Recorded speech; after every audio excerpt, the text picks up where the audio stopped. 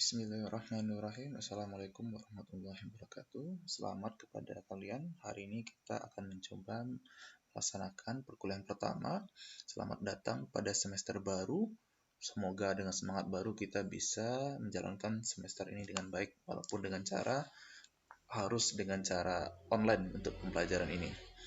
Oke, sebelum mulai, hari ini khusus saya membahas tentang RPS dan kontrak belajar kita selama satu semester. Jadi, inilah yang akan kita jadi acuan kita bersama nanti penilaian bagaimana nilai kalian akan dinilai selama satu semester ini. RPS ini sebenarnya adalah RPS yang saya ambil dari Pak Abdul Khalik di Padang. Jadi tidak banyak yang saya rubah, cuman komponen nilai saja yang berubah. Mengenai buku-buku ini semuanya persis merujuk semua yang ditulis oleh beliau. Oke, kita coba masuk, kita lihat mata kuliah kita bernama Ekonomi Sumber Daya Alam dan Lingkungan. Ada mata kuliah yang harus kalian kuasai dulu untuk bisa masuk ke sini. Yang disyaratkan yaitu adalah kalian setidaknya bisa mengenal atau bisa paham sedikit nanti tentang teori ekonomi mikro, teori ekonomi makro. Terus kalau bisa lebih lanjut, kalian memahami nanti matematika ekonomi dan optimalisasi dinamis. Kenapa itu diperlukan? Nanti akan kalian lihat di bukunya nanti. Pembelajaran ini sebenarnya itu sangat banyak sekali kalkulusnya. Jadi mungkin kalau dengan mata kuliah sebelum-sebelumnya kalian merasa, oh ini kayak lebih gampang, ternyata tidak, ini lebih banyak matematikanya. Oke, kita coba lihat nanti deskripsi mata kuliah bisa nanti kalian baca, nanti ini bisa saya upload di iLearn, nanti bisa dibaca. Yang paling penting nanti mungkin kontrak pelajaran kita nanti ya. Penilaian akan kita coba sepakati.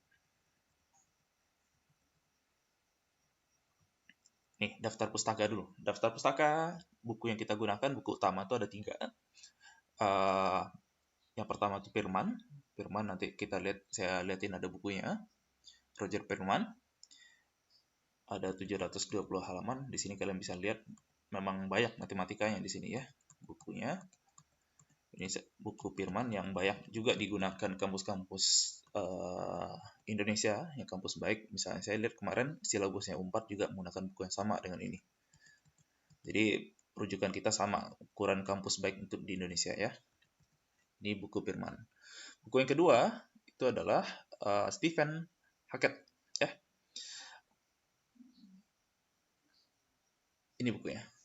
Nanti juga akan saya coba upload nanti di iLearn. Silakan dibaca e-book ini. Terus buku yang ketiga, Tittenberg ya. Ini juga ada, nanti saya upload insyaallah.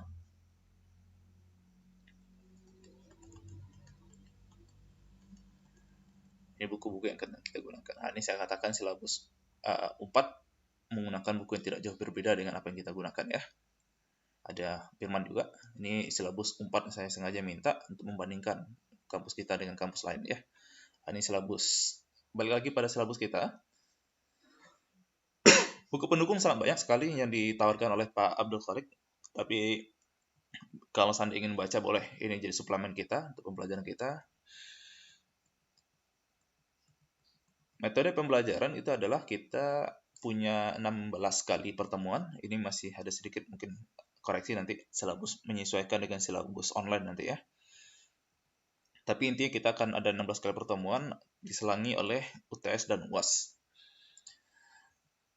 Kriteria penilaian, nah ini yang kita lihat bobot penilaian. Nanti kita akan diberikan problem set di pertemuan tertentu, bisa jadi nanti di setiap pertemuan kasih tugas-tugas, kasus-kasus tertentu. Terus ada quiz nanti di pertemuan ke-3 atau 4. Terus ada, ini bobotnya ya, problem set tuh nilainya 10%, quiz itu 10%. Tugas individu, nah ini yang sengaja saya selipkan kalau Pak Khalid menulis paper, harapan dia. Kalau saya merubah sedikit, ini tugas individu adalah kalian membuat kompos dan menanam tanaman. Artinya kerja nyata kalian menjaga lingkungan yang mau saya nilai. Sengaja saya bobotkan 25% agar biasanya, karena ini bersifat kalkulus sangat rumit, di akhir semester biasanya muncul pesan-pesan tertentu yang minta nilainya, mempertanyakan nilainya kenapa bisa begini, bisa begitu. Daripada nanti di akhir semester kita kesulitan, saya pribadi malas untuk markup nilai. Sengaja saya tambah bobot tugas lain di sini adalah tugas individu. Jadi tugas ini mungkin relatif tidak membutuhkan matematika canggih gitu ya, cuman membutuhkan effort, kemauan untuk melakukannya. Ini bisa jadi tugas individu akan bersifat mingguan nanti.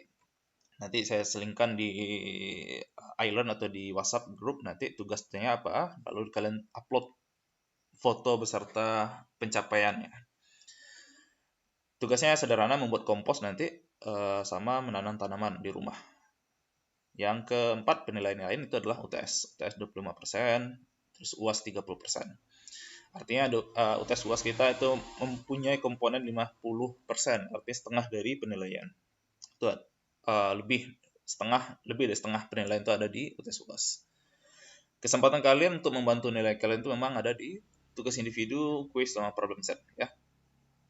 Jadi kalau merasa kalkulusnya kurang, tidak terlalu menguat dalam kalkulusnya, ada baiknya tugas ini dikerjakan.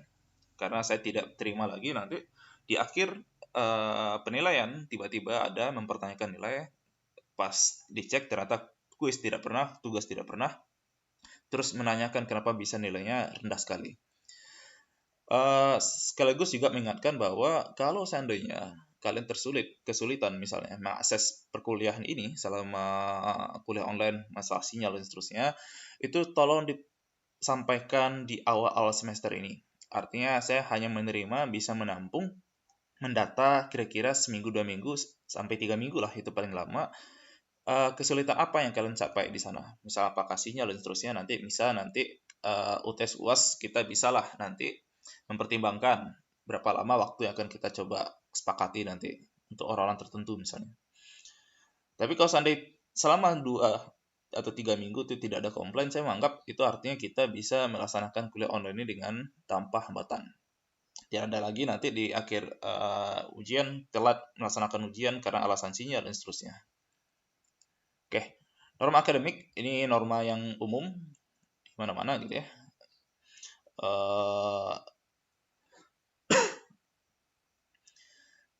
Tugas dikumpulkan sesuai jadwal, itu yang harus ditanamkan karena ini kuliah online ya, tidak relatif tidak kesulitan juga, mungkin kesulitan adalah dalam sinyal nanti ya.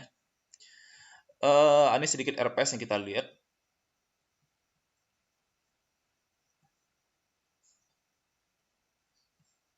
Ini materi pembelajaran, pokok pembelajarannya. Pertama itu belajar etika, ekonomi, lingkungan, serta pembangunan berkelanjutan. Kedua, welfare economics dan lingkungan. Ini bisa kalian baca saja, ada 11 poin yang akan kita coba pelajari di 1 semester ini. Ini buku utamanya sama dengan tadi udah dibahas sebelumnya. Ini tentang pelaksanaan perkuliahan. Hari ini kita sudah melaksanakan kontrak pelajaran, sistem penilaian telah disampaikan, penjelasan materi-materi yang akan pelajari selama 1 semester. Nah, nanti sekaligus kalian bisa lihat nanti di sumber belajarnya. Kalau T itu berarti kode bukunya apa, P itu kodenya Firman tadi. Kalau T berarti tim ya, yang ada yang tadi buku. Kalau P berarti itu adalah Firman, Roger Firman. Kalau T itu adalah buku karangan ini ya.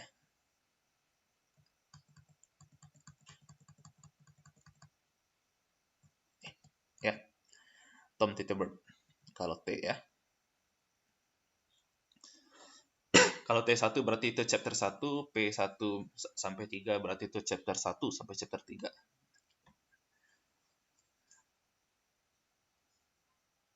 Mata kuliahnya selanjutnya ini di video selanjutnya kalian bisa mengakses, nanti ada video saya bikin sengaja videonya dengan banyak video tertentu nanti diupload di Island agar tidak terlalu memberatkan dengan terlalu banyak panjang durasi videonya. Nanti video selanjutnya kita akan coba sedikit membahas chapter 1 dari Firman dulu tentang ide-ide dasar contoh hubungan ekonomi lingkungan sama ide pembangunan berkelanjutan. Itu saja yang bisa disampaikan. Mohon maaf kalau ada kesalahan. Assalamualaikum warahmatullahi wabarakatuh.